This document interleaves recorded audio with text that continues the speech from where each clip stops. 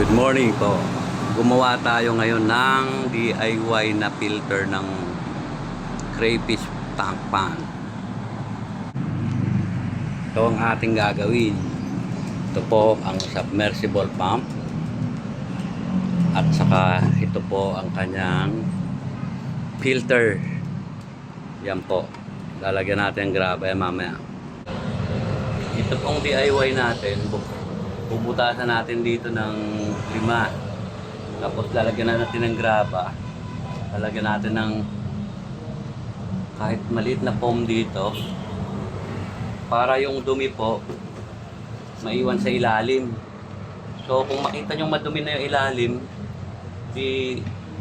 i-off nyo, buksan nyo ulit to. Then kukunin nyo yung dumi. Dito tayo maglilinis ngayon.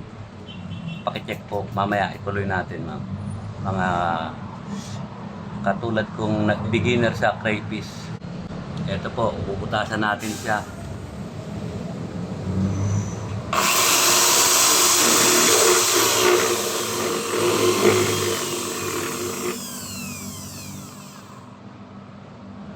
So, bali 5 butas lang po itong gagawin ko.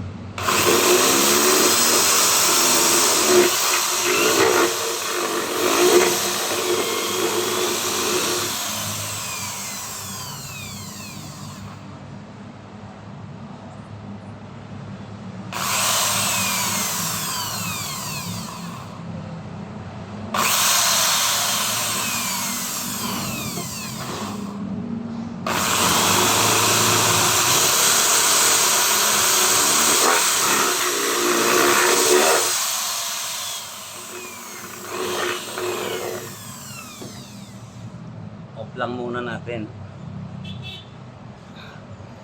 Ito po, itatry natin itong mga lalagyan natin ng mga cube.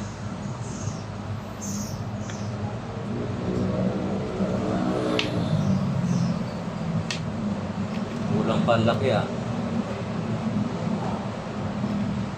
Okay.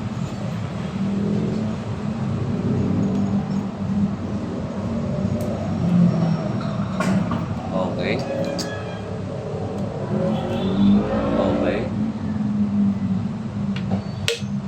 Okay. May-imagine niyo po ba yung ibig ko sabihin? So, ito na po siya. Tapos ito po. Ito ah. Kita niyo to.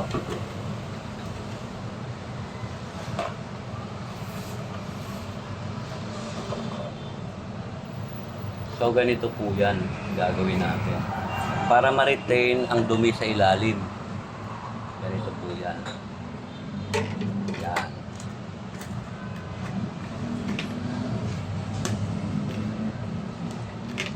Sa next episode po nitong aking video, papakita ko sa inyo kung paano ito mag-function as filter sa maliliit na pan ng crayfish.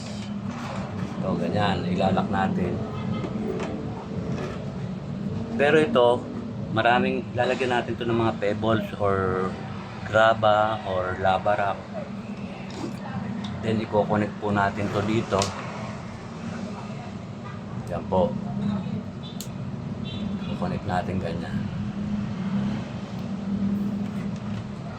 Magsusupply ito ng tubig. Ipapatong natin ito sa isang rack na ganon. Isang bato. Tapos yung tubig sa ilalim ng pond natin, higupin ito. I-actual po natin yan sa susunod na video natin. Maraming salamat po mga beginner na kagaya ko sa crayfish. Thank you very much. Have a good day.